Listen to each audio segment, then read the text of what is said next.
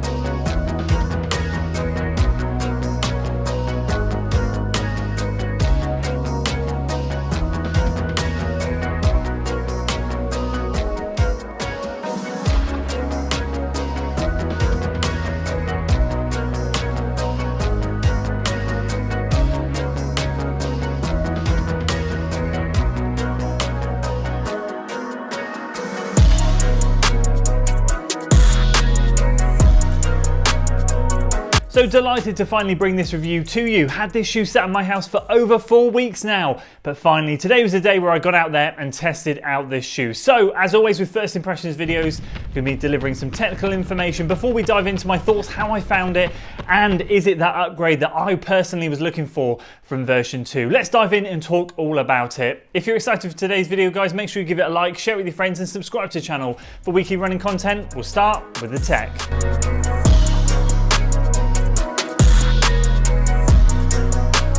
So let's kickstart by saying I went true to size with this shoe. I'm a UK size 13 and that's exactly what this shoe is. In terms of stack height, we're looking at a 40mm stack height in the heel, 32 in the forefoot, meaning we have an 8mm offset, so 8mm difference between heel to toe. And in my UK size 13, we're talking about 260 grams or 9.2 ounces. And let's start at the back here and work our way down the shoe, tongue lacing upper midsole and then outsole. So we've got fly knit that goes all the way around the shoe in different sort of thicknesses. You can see it's very, very breathable in the toe box here, but as we kind of move along the side panels, it gets a little bit thicker, a bit of a different weave there. And right at the back here, I believe there's something in there because it's nice and structured. So if we start at the back, we've got a little bit of structure, which I've got to say, I believe it's a good thing. It's a good thing. I know racing shoes, we want lightweight, fast, nimble, snappy, efficient, all of that.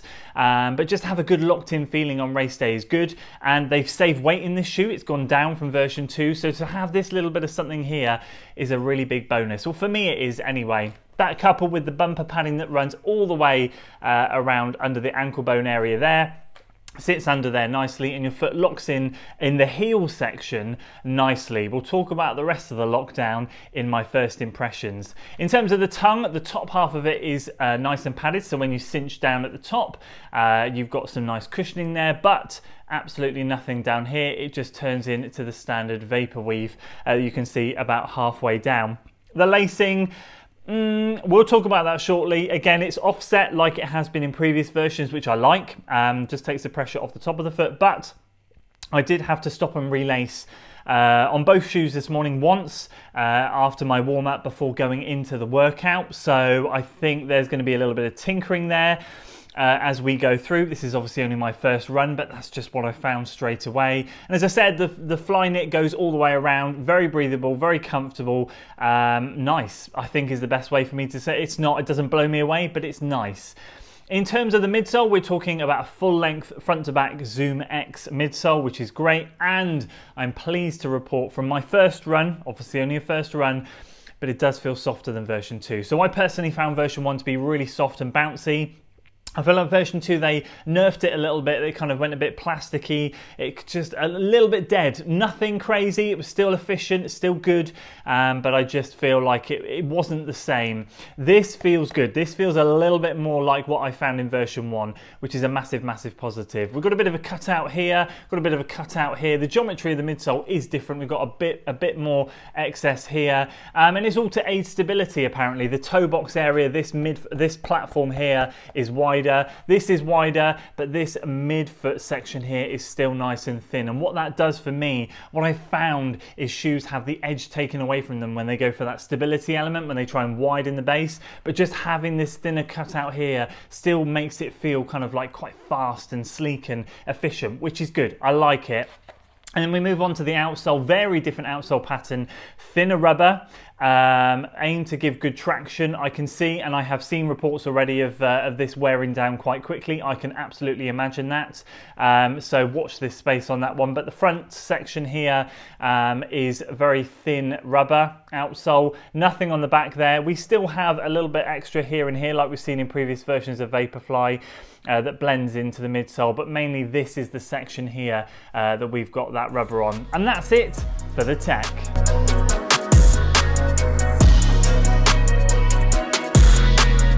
So let's dive in. Let's talk about my first impressions. How did I find this shoe? What was the run? What was the workout? Let's dive into all of that. First of all, I'm just going to give a quick disclaimer. This is a shoe I purchased with my own money. I bought this. No one has sent this to me. No one has any obligation. Just like any other shoe review, regardless of if someone sends it to me or not, nobody has any editorial control over this video. These are fully my thoughts, and I'm excited to share with them. And I am excited because I've been kind of dreading this update, hoping it will be good. And for me this morning, it was all positives, a couple of negatives, but I feel like we've stepped back towards version 1. And the big question for me has always been, am I going to be able to let go of version 1? Am I going to stop hunting for an older pair of version 1s on StockX, on eBay, on wherever? Because I just find them to be the best racing shoe.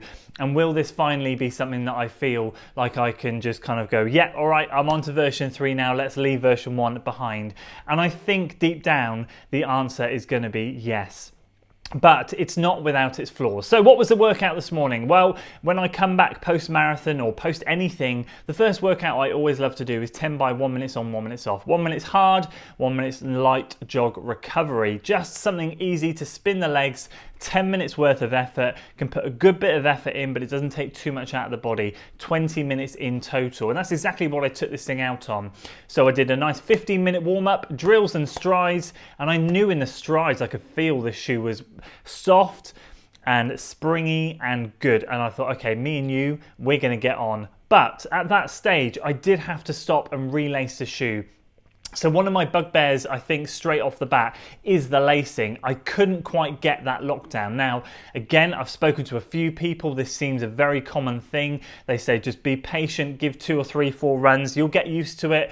That's absolutely fine, and I'm happy with that. But what I'm really struggling with is we've got such a big excess bit of material here, which I don't know if that's from where the paper was stuffed in the shoe and it's kind of like misshaped the shoe. I don't know, but there's a lot of extra material going on here, which also seems to appear in the other shoe as well. Now the toe box is wider as well, so this might be an intentional thing. They might just put more material on here for your foot to expand. I don't know. Either way, this is a little bit annoying. It didn't cause any issues, but when I was trying to lock it down, I always just had this kind of bubble here on top of my foot. But the lacing itself, I just feel it's not quite there. I don't know what it is, and I feel like on version 2 I had it as well. The Vapor Weave in version 1, this is going to be controversial maybe. I loved it, a lot of people didn't. I felt like with the Vapor Weave you could put I have a wide foot, you could slip your foot in, it would feel tight, feel locked down, and you can get a really good cinch down feeling. And you could feel like you were in a racing shoe. Version 2 with the upper, it just felt sloppy. Couldn't get a good lockdown. My heel, my ankle was always sort of moving left to right in it, and it was really frustrating. This is kind of better than version 2, but not quite there. So that's something I would love to see being worked on moving forwards. That really, though, is my only gripe with the shoe. It felt fast. It felt good.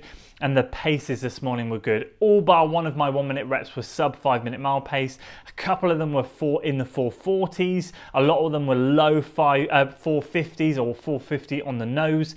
It was fast, it felt good, it felt efficient, and it felt smooth. And I was just overjoyed that this update for me mostly has been a success.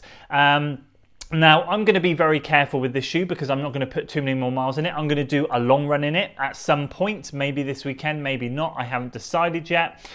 But I think for me, I'm going to box this thing up, get some use over the summer with some summer racing, and just see how it fares. I've heard some mixed reports about this shoe from people, some good, some bad, and I'm going to err on the side of good. I think this is a positive step. I feel like this is good. What you worry about and what I just alluded to is the width of the shoe. Is it going to take away anything from the performance? We often see now shoes like the Saucony Endorphin Speed, other ones, they're becoming wider in the platform to be a bit more of a universal shoe to suit more runners, and I get it, it's a more mass marketable product, but what I tend to find is the edge on those shoes tends to disappear. That kind of cutting edge, that kind of real top end speed goes. But because they've kept it such a sleek design through the midfoot, for the midfoot here, I still feel like I'm in a really fast racing shoe. And what this does is it kind of tries to keep me a little bit more on my toes. And I just feel fast in it. With the speed, the whole platform is a lot wider. It feels a lot more of a ploddy type of shoe. This doesn't. And I'm glad that the extra width in the toe box hasn't made it or turned it into something that's kind of nerfed its performance. So overall, first run, first impressions, really positive start. Long run to come and then some racing in the summer. Get some 5Ks, 10Ks in this thing, mixed in with some other shoes obviously, but I want to get some good racing in this shoe and see how it fares. I do not want to waste miles in it. I'm going to box it up. £235 is a lot of money for a shoe. I paid it. I'm going to make sure that I get the most out of this thing, and I'm excited to do so later in the summer. Now, if you're interested and you want to know a little bit more of how that workout went, I have recorded that workout as a separate video, and I will be dropping that on Sunday. I'll go into a little bit more detail at the time, more real-time updates and thoughts on the shoe, how it felt during the workout. So if you're interested in that, make sure you hit the subscribe button and stick around for that. It'll just be a little bit more detail, a little bit more in-depth than this first kind of whiz through of the shoe. And yet, long run in this thing to come, and then I'll drop some comparisons with the other two shoes. But that's it for me today, guys. That's my first impressions on the Vaporfly version 3. I'd love to know if you guys picked one of these up. Have you tried it yet? Did you run a marathon in it? I've seen a lot of people run marathons in this thing already. What are your thoughts? I'd love to hear what you think down in the comments below. That's it from me today, guys. I hope you enjoyed the video. If you did, please do consider giving it a like, share it with your friends, and of course subscribe to the channel for weekly running content. I'll see you in the next one. Until then,